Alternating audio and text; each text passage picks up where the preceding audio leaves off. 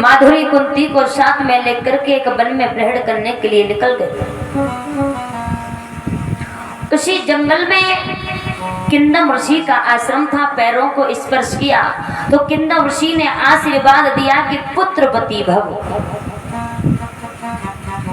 और जैसे ही पुत्रवती होने का आशीर्वाद दिया, किंदम ऋषि की पत्नी ने कहा, महाराज आपके खुद संतान नहीं है, आप खुद एक निर्वंशी हो और खुद संतान होने के बाद भी आप दूसरी की पत्नी को पुत्रवती होने का आशीर्वाद दे रहे हो। इतनी बात जब कही, किंदम ऋषि को बहुत बुरा लगा। उसी रात्रि के वक्त पर कीड़ा की एक हिरण और हिंडवी का रूप रखे। जब हिरण और हिरणी का रूप रखा, जब कीड़ा की, तो पांडव महाराज ने सोचा कि कोई हिरण तालाब में पानी पी रहा है। शब्दवाणी बाण छोड़ा, और शब्दवाणी बाण उसे कहते हैं जहां हम सोचें वहीं जाकर के वो बाण लगे। जब शब्दवाणी बाण छोड़ा, महाराज हुआ क्या,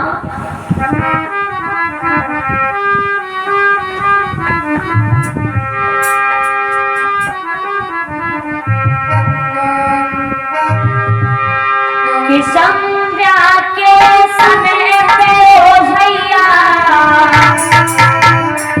एक शब्द बाण चलायो, वो बाण सीधे जाकर वो बाण सीधे जाकर सीने में आज समाओ है, वो बाण सीधे जाकर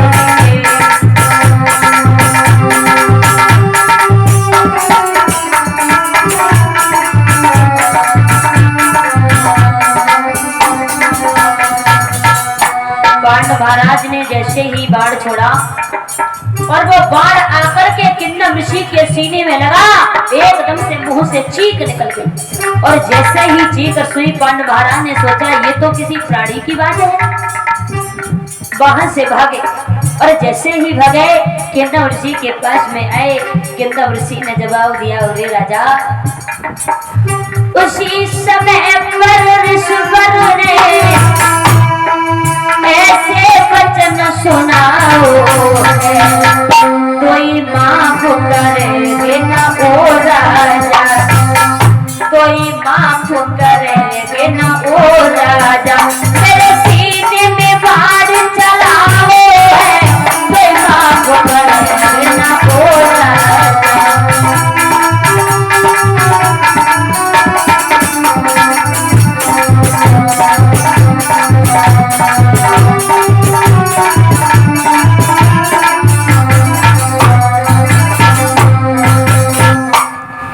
किंदम ऋषि ने पांडव महाराज से जवाब दिया कि मैंने तुम्हें आशीर्वाद दिया क्या कि पुत्रवती भव, और आपने मेरे ही बाण मार दिया।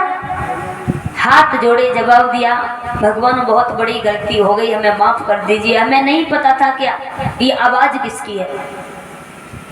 किंदम ऋषि ने पांडव महाराज को श्राप दिया कि तुम हमारे प्राणों को ले रहे हो, अंतिम सांसें हम ले रहे हैं आपके बाण से। हमने जब पुत्र का मुख नहीं देख पाया, संतान का मुख नहीं देख पाता, तो मेरा ये श्राप है कि तुम अपनी जैसे ही पत्नियों के पास में जाओगे वैसे ही तेरी मृत्यु हो जाएगी। वरदान ये श्राप दे दिया। और जब श्राप दिया बहुत स्तुति की, लेकिन कहते हैं मोर वचन चाहे पड़ जाए फीका, संत वचन पत्थर की लीका। संत के मुख से निकली हुई बात कभी असत्य नहीं होती। महाराज जब श्राप दे दिया, पांडव महाराज आए हैं अपने महलों में,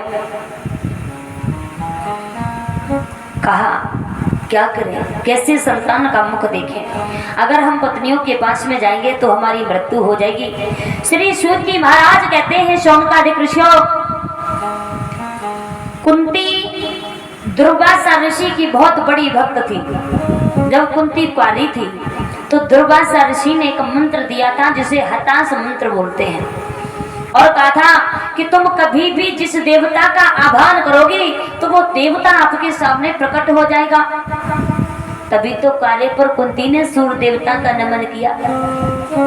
मंत्र को अजमाया के देखे ये झूठा है या सही है। और जब सूर्य देवता का नमन किया तो कुआरे पर कुंती के कड़ का जन्म हुआ था। कड़ की कहानी बड़ी विचित्र है, बड़ी पावनमयी है। जो कड़ थे ना बहुत बड़े दानी थे। हम तो एक ही बात कहेंगे, भगवान इस दुनिया में कोई दानी हो तो कड़ जैसा, क्योंकि कड़ ने ये दुनिया अपने लिए नहीं बल्कि दूसरों के लिए जी है। अपनी जिंदगी में कड़ ने सोना ही दान किया था, सोनों के सिवा कुछ दान नहीं किया। महाराज कड़ के दांत भी सोने के थे।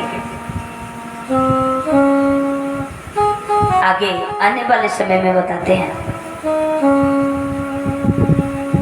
कुंती से कहा, कुंती आपके पास जो 5 मंत्र हैं उनके द्वारा आप हमें पुत्र दे सकते हो।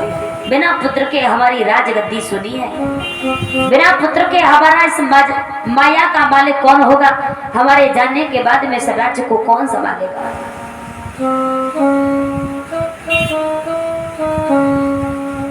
मेरे भैया तो कुंती ने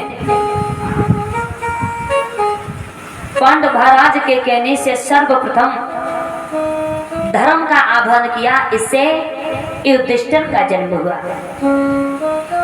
दूसरी बार पवन का आह्वान किया तो जिससे भीम का जन्म हुआ। और महाराज भीम को जैसे ही गोदी में लिया तो भीम इतने भारी थे, मैया कुंती ने साध नहीं पाए, जमीन पर गिर पड़े तो चट्टान के टुकड़े टुकड़े हो गए, इतने भारी थे भीम।